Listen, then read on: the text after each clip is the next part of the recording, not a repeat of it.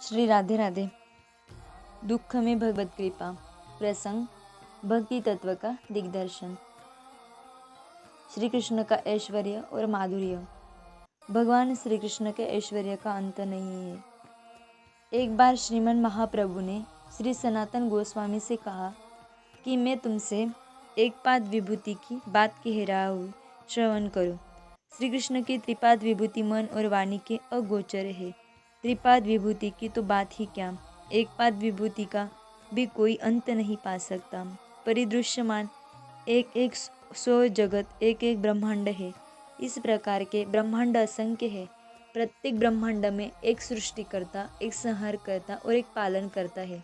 इनका साधारण नाम चिर लोकपाल है। श्री कृष्ण की द्वारका लीला के समय एक दिन इस ब्रह्मांड के सृष्टिकर्ता ब्रह्मा उनके दर्शनार्थ द्वारका में आए। उन्होंने आकर द्वारपाल के द्वारा अपने आगमन की सूचना दी। श्री कृष्ण ने द्वारपाल से कहा, कौन ब्रह्मा आए हैं, उनका नाम क्या है, पूछ कर आओ। द्वारपाल ने ब्रह्मा के पास आकर तदनुसार पूछा। सुनकर ब्रह्मा विस्मित होकर बोले, मैं सनक पिता चतुर्मुख ब्रह्मा हूँ। द्वारपाल ने श्री कृष्ण के पास जाकर ब्रह्मा के उत्तर को निवेदन किया। श्री कृष्ण ने ब्रह्मा को सुंदर अंदर बुलाने की आज्ञा दी। ब्रह्मा ने आकर श्री कृष्ण के चरणों में दंडवत प्रणाम किया। श्री कृष्ण ने उनका यथायोग्य पूजा सत्कार करके आने का कारण पूछा। ब्रह्मा बोले, मैं अपने आने का कारण पीछे निवेदन करूँगा। पहले यह तो बतलाइए कि आपने द्वारपाल के द्वारा जो पूछवाया कि कौन ब्रह्मा आए हैं, इसका कारण क्या है? क्या ब्रह्मांड में मेरे सिवा और कोई ब्रह्मा भी है? ब्रह्मा के इस प्रश्न को सुनकर श्री कृष्ण मुस्कुराए और तत्काल ही उस सभा में अनेकों ब्रह्माओं का आविर्भाव हो गया। उनमें तो कोई 10 मुख का था, कोई 20 मुख का, कोई 100 मुख का, कोई सहस्र मुख, कोई लक्ष मुख। इन असंख्य ब्रह्माओं के साथ साथ लक्ष कोटि नेत्रों वाले इंद्र प्रभृति देवता भी आए। उनको देखकर चतुर्मुख ब्रह्मा के आश्चर्य की सीमा न रही। वे सब ब्रह्मा आकर कोटि कोटि मुकुटों के द्वारा श्री कृष्ण के पादपीठ को स्पर्श करने लगे। वे प्रार्थना करने लगे कि हे प्रभु, इन दासों का किस लिए आपने आह्वान किया है? श्री कृष्ण बोले, कोई विशेष प्रयोजन नहीं है, आप लोगों को देखने की इच्छा से ही बुलाया है। इसके बाद श्री कृष्ण ने उनको एक एक करके विदा किया। चतुर्मुख ब्रह्मा विस्मित नेत्रों से यह सब देख रहे थे। अंत में श्री कृष्ण के चरणों में नमस्कार करते हुए बोले, प्रभु, मेरा संशय निवृत्त हो गया।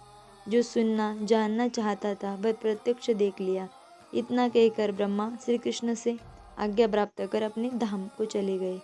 गोलोक अर्थात गोकुल, मथुरा और द्वारका, इन तीनों धामों में श्री कृष्ण नित्य अवस्थान करते हैं। ये तीनों धाम उनके स्वरूप ऐश्वर्य द्वारा पूर्ण है। अनंत कोटि ब्रह्मांडों के अधीश्वर होकर भी प्रभु अपनी योग माया से इस गोलोक धाम में लीला करते हैं। उनकी यह गोप लीला मूर्ति उन वैकुंठादि लोकों की विदेश्वर मूर्तियों की अपेक्षा भी बहुत अधिक चमत्कारपूर्ण है। श्रीमद् भागवत में कहा गया है, श्री भगवान ने अपनी योग माया का प्रभाव दिखाने के लिए मानव लीला के योग्य जो श्री विग्रह धारण किया था, वह स्वयं प्रभु के चित्तों को विस्मित करने वाला था। सौभाग्य और ऐश्वर्य का परम धाम था तथा आभूषणों को भी भूषित करने वाला था। श्री भगवान की अनन्य देवलीलाओं की अपेक्षा यह मानव लीला अधिक मनोहर है। इसमें भगवान की चित्त शक्ति का अद्भुत प्रभाव दृष्टिगोचर होता है। इसकी मनोहरता का लेश भी किसी देवलीला में नहीं पाया जाता। यही बात भगवान ने स्वयं अपने श्रीमुख से कही है। रंगस्थल में श्री कृष्ण का दर्शन करके मथुरा नगरी की रमणीय बोली कि जो लावण्य का सार है, जिसकी तुलना में भी कोई दूसरा रूप नहीं रखा जा सकता, फिर उससे बढ़कर तो हो ही कैसे सकता है। जिसकी रमणीयता स्वयं सिद्ध है तथा जो क्षण क्षण नूतन बना रहता है, जो महान ऐश्वर्य, शोभा और यश का एकांत आश्रय है तथा जो औरों के लिए दुर्लभ है। श्री कृष्ण के रूप को गोपिकाएं निरंतर नयनों के द्वारा पान करती रहती है। अतएव बतलाओ, उन्होंने कौन सा तप किया है तथा मकराकृति कुंडलों के द्वारा शोभायमान मनोहर कर्ण युगल तथा गंड युगल से जो मुखमंडल श्री संपन्न हो रहा है, जिसमें विलासयुक्त मंद मधुर मुस्कान विराज रही है तथा जो नित्य आनंदमय है, श्री कृष्ण के उसी मुखाम्बुज को नेत्र द्वारा पान करके नर नारीगण आनंद से परितृप्त हो रहे हैं तथा उस दर्शन में बाधा डालने वाले निमिष को सहन न करने के इनके गिराने वाले निमिष के प्रति कोप प्रकाशित कर रहे हैं। श्री भगवान का भजन करने वालों के लिए उनके गुणों में माधुर्य की ही प्रधानता है। गोपीगण माधुर्य मूर्ति श्री भगवान की प्रियतमा उपासिका है। श्री बिल्व मंगल का श्री कृष्ण करणामृत, जयदेव का श्री गीत गोविंद, सूरदास, विद्यापति और चंडीदास की पदावलियाँ आदि ग्रंथ श्री कृष्ण माधुर्य वर्णन के अशेष अमृत भंडार है।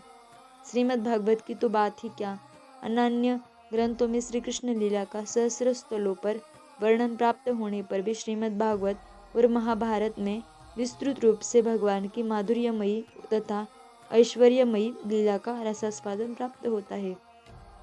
महर्षि व्यास ने अपने इन महान ग्रंथों में स्पष्ट लिख दिया है कि श्री कृष्ण स्वयं भगवान है। श्रीमद् भागवत दशम स्कंद के तृतीय अध्याय में श्री कृष्ण के जन्म प्रसंग का वर्णन है।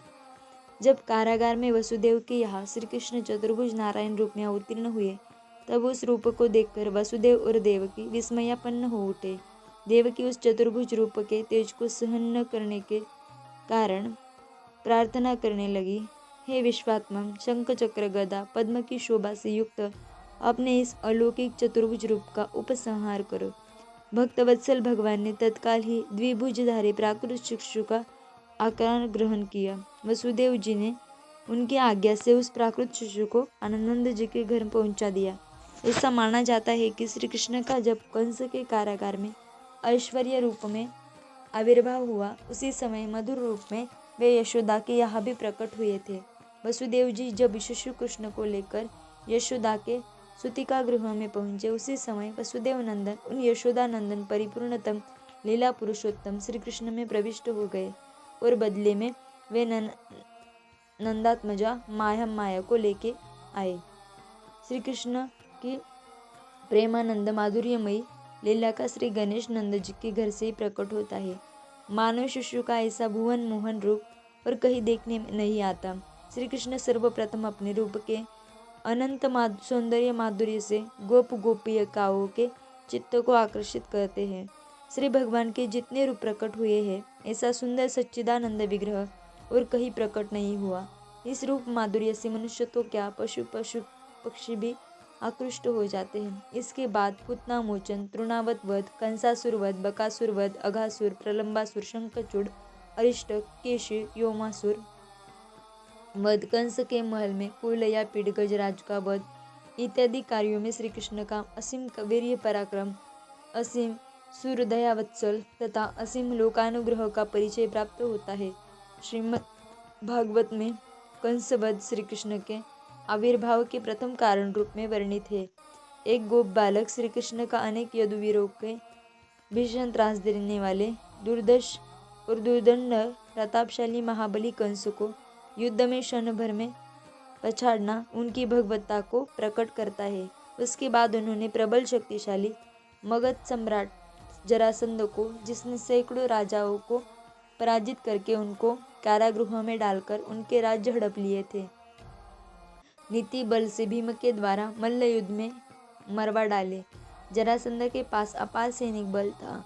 उसकी सैन्य शक्ति का कुछ अनुमान इस बात से लगाया जा सकता है कि महाभारत के युद्ध में उभय पक्ष में कुल मिलाकर केवल 18 अक्षौणी सेना थी, जबकि जरासंध ने 33 अक्षौणी सेना साथ लेकर 17 बार श्री कृष्ण पालित मथुरापुरी पर चढ़ाई की, किंतु प्रत्येक बार उसे मुहक्की खाकर तथा अपनी सारी सेना को खपाकर लौट जाना पड़ा। श्री कृष्ण उसे हर बार इसी आशा से जीता छोड़ देते थे कि वह दोबारा विशाल वाहिनी लेकर मथुरा पर चढ़ाएगा और इस प्रकार घर बैठे उन्हें पृथ्वी का भार हरण करने का अवसर हाथा लगेगा। 18वीं बार दूसरे प्रबलतर शत्रु काले यवन को भी साथ ही साथ आक्रमण करते देखकर प्रभु अपनी यादवी सेना को संहार से बचाने के उद्देश्य से संग्राम भूमि से भाग खड़े हुए और इसी बीच में समुद्र के बीच द्वारकापुरी बसाकर समस्त मथुरा वासियों को उन्होंने योग बल से वहां पहुंचा दिया। अंत में भीमसेन के द्वारा जरासंध को भी मरवाकर श्री कृष्ण ने बंदी गृहों से राजाओं को मुक्त किया और इस प्रकार दुर्बलों के ऊपर सबल के अत्याचार को समाप्त कर दिया। इसके बाद नरकासुर, बानासुर, काल यवन, पौंड्रक, शिशुपाल, शाल्व आदि के वध भी साधारण पराक्रम के घोतक नहीं है।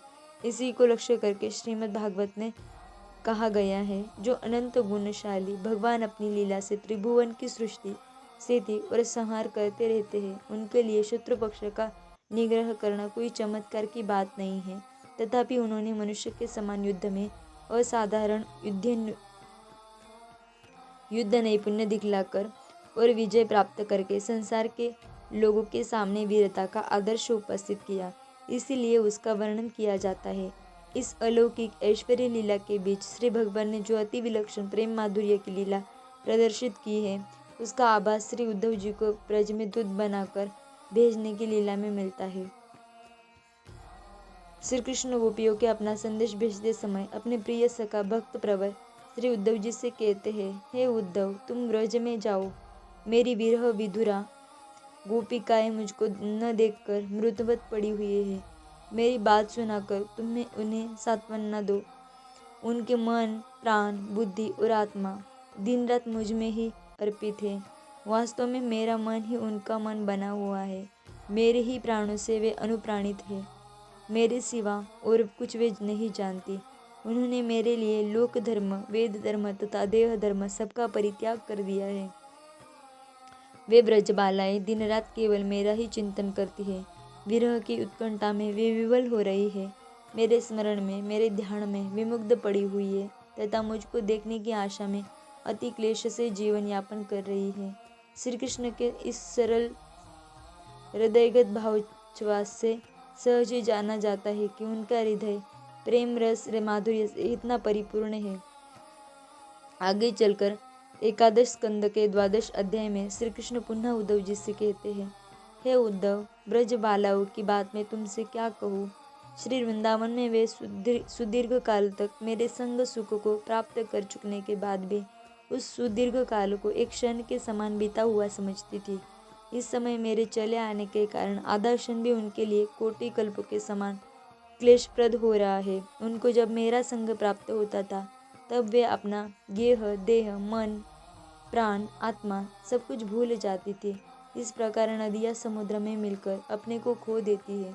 ध्यानमग्न मुनिमगण जैसे समाधि में अपने आप को खो देते हैं, गोपियाँ भी मुझको पाकर उसी प्रकार आत्मविस्मृत हो जाती थी। हे उद्धव, ब्रज बालाओं के भावरस, ध्यान धारणा योगेश्वरों की ध्यान समाधि से भी अधिक प्रगाढ़ है। इस कथा से श्री कृष्ण के महागांभीर्यमय माधुर्य भाव का परिचय प्राप्त होता है। श्री रासलीला में उन्होंने जिस महान माधुर्य का प्रदर्शन किया है, उसकी तुलना कहीं नहीं है। उसको प्रकट करने के लिए उपयुक्त भाषा का अभाव है। मानवी भाषा में कभी वह भाव प्रकाशित ही नहीं किया जा सकता। रासलीला के अवसान में उन्होंने गोपी प्रेम के महान माधुर्य को अपने हृदय में अनुभव करके कहा था कि मैं तुम लोगों के प्रेम का सदा के लिए ऋणी हूँ। तुम लोगों ने दुरंत, दुच्छेद्य, गृह श्रृंखला, समाज बंधन, लोक धर्म और वेद धर्म का त्याग करके आर्यपद को तोड़कर मेरे प्रति जो प्रेम प्रदर्शित किया है, मैं कदापि तुम्हारे इस अनवच्छिन्न, अनवद्य, अव्यभिचारी प्रेम का बदला नहीं चुका सकता। मैं तुम्हारे प्रेम का ऋणी होकर चिरकाल के लिए तुम्हारे चरणों में बंध गया। इस ऋण के परिशोध का साधन मेरे पास नहीं है, तथा यदि तुम्हारे भाव में तुम्हारा अनुशीलन कर सकूं, रात दिन तुम्हारे भाव में विभोर हो सकूं, तुम्हारा गुण कीर्तन करते करते, तुम्हारा नाम जपते जपते, तुम्हारा रूप ध्यान करते करते दिन रात बिता सकूं, तो वही तुम्हारे सामने मेरा कृतज्ञतापन तथा आत्म प्रसाद प्राप्ति का यत्किंचित उपाय होगा। सांदीपनी मुनि के आश्रम में रहते हुए श्री कृष्ण स्वल्प काल में ही 14 विद्याओं और 64 कलाओं में पारंगत हो गए। हम युद्ध कला की शिक्षा के लिए सांदीपनी मुनि के गुरुकुल को धन्यवाद दे तथा यमुना तटस्थ केली कुंज समलंकृत गोप बाल विलसित रासस्थली को धन्यवाद दे। समझ में नहीं आता, जो रंग में रुद्रलीला के तांडव नृत्य में विश्व विजयी महागुरु है, वे ही रासलीला में ब्रज बालाओं को नृत्य शिक्षा के लिए गुरु रूप में वर्णन करते हैं। इसका चिंतन करते करते मन भावना सिंधु की तरंगों में तरंगायमान होने लगता है। श्री कृष्ण की शिक्षा के संबंध में श्रीमद् भागवत में जो वर्णन है, वह अद्भुत है। श्री कृष्ण की राजनीति के विषय में जगत में आंदोलन और आलोचना होती आ रही है और होती रहेगी, परंतु महाभारत में जो हमें विशाल विपुल राजनीति की सामग्री प्राप्त होती है, व्यास, भीष्म आदि को जो नीति का उपदेश देते हैं, वह समस्त नीति एक श्री कृष्ण में मूर्तिमान होकर नित्य विराजती है। युद्ध नीति में श्री कृष्ण की अपूर्व बुद्धि तथा संग्राम में उनकी असीम शक्ति का वर्णन महाभारत में पद पद पर प्राप्त होता है। जो वृंदावन में वन वन धेनु चराते और वंशी बजाते थे, वे ही पांचजन्य शंख के मधुर घोर निनाद से, कौमुदी गदा के भीषण प्रहार से, शारंग धनुष से, सुतीक्ष्ण शराघात से, सुदीर्घ धूमकेतु सम कृपान और खड़ग तथा अनंत शक्तिशाली सुदर्शन चक्र के प्रभाव से देवताओं और मनुष्यों को भीषण त्रास देने वाले दुर्दश और दुर्दांत दैत्यों को संत्रस्त करके अपने बल, वीर्य और पराक्रम की पराकाष्ठा कर प्रदर्शित करते हैं। कहा तो यमुना पुलिन में, कुंज कानन में मुरली के मधुर नाद से ब्रज बालाओं को आकुलित करना, और कहा पांचजन्य के भीषण निनाद से समरांगन को प्रकंपित करना। चरित्र का ऐसा पूर्णतम बहुमुखी विकास और कहाँ मिल सकता है। श्री राधे राधे।